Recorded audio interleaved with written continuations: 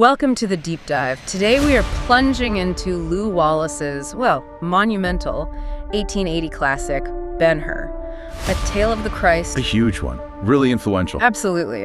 And it's not just, historical adventure. It really gets into the human heart grappling with incredible loss. Our goal here is to unpack the sources around this work, really focusing on that tension, that pull between deep personal conflict and this huge spiritual transformation that happens. Okay, let's unpack this. So the story kicks off with just a devastating personal hit, right? Judah Ben-Hur, he's this wealthy Jewish prince, A big deal in his community. Exactly. And he's betrayed by his closest childhood friend, Messala. Who's now climbed the ranks, a Roman tribune. Right, and this betrayal, it leads straight to Ben-Hur being falsely accused. Treason. Terrible accusation. And condemned to the galleys, life as a slave. And ripped away from his family, his mother and sister, just gone.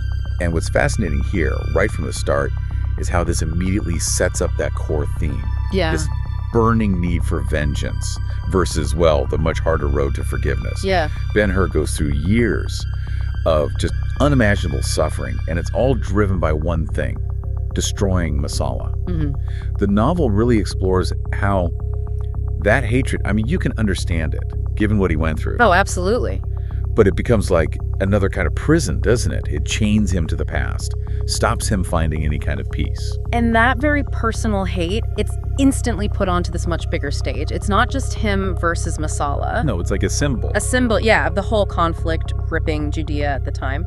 The sources really stress that the novel is set right in the thick of Roman occupation in Jerusalem. Yeah. So is Ben-Hur's hatred for Messala basically standing in for that wider Jewish resentment of Rome? Oh, completely. That historical setting is absolutely foundational. It's key. Right. The tension isn't just, some vague religious conflict. It's very specific. You've got the rigid, oppressive power of Rome clashing right up against this intense Jewish hope for a savior. A political one, a military one, someone to kick the Romans out. A messiah. A messiah, exactly. Right. And Ben-Hur himself, he really embodies that kind of zealot thinking initially. He wants power to get his revenge. If we connect this to the bigger picture, the story uses this whole cultural clash to show why maybe that kind of worldly revenge, political power, maybe it's not the answer. It's ultimately empty. That's what it suggests. Yeah. That specific historical detail, that Roman-Jewish tension, it gives his personal journey so much more weight, so much depth. Okay, so that really sets the stage for arguably the book's most famous sequence. Oh yeah, everyone knows it. Ben-Hur finally gets a shot at Messala. Not on a battlefield, but in the circus, the chariot race. Sources call it one of literature's most famous scenes ever. And it is. It's incredibly vivid. Wallace apparently did loads of research. You can tell. Yeah. And it's the physical climax, right? Ben-Hur gets that personal victory. He humiliates Messala, cripples him. He wins. But the triumph feels hollow. He's won the race, settled the score, but he's not found peace.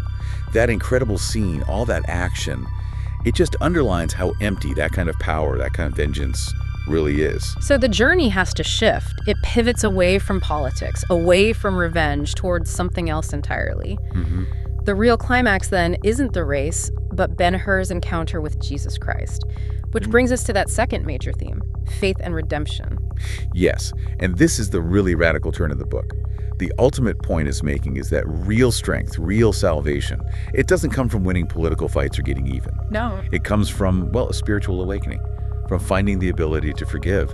The novel argues that peace comes when you reject those power structures, Roman zealot, whatever, that had totally defined Ben-Hur's life before. And that's why it sticks with you? Exactly. That's why it endures.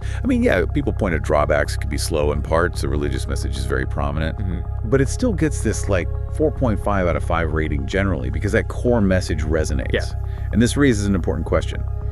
Considering the book's really famous dramatic bits, the sea battle, that chariot race, how much do those high-octane scenes serve to deliberately contrast with the slower, maybe more difficult pace needed for real, deep spiritual change? Like the action highlights the difficulty of the inner journey. Maybe. That juxtaposition between the thrilling external stuff and the quiet internal transformation. That's definitely something worth mulling over long after you put the book down. A fascinating point to end on. Thank you for joining this deep dive into Ben-Hur. A Tale of the Christ, truly a classic story of justice, hope, and ultimately what real power looks like.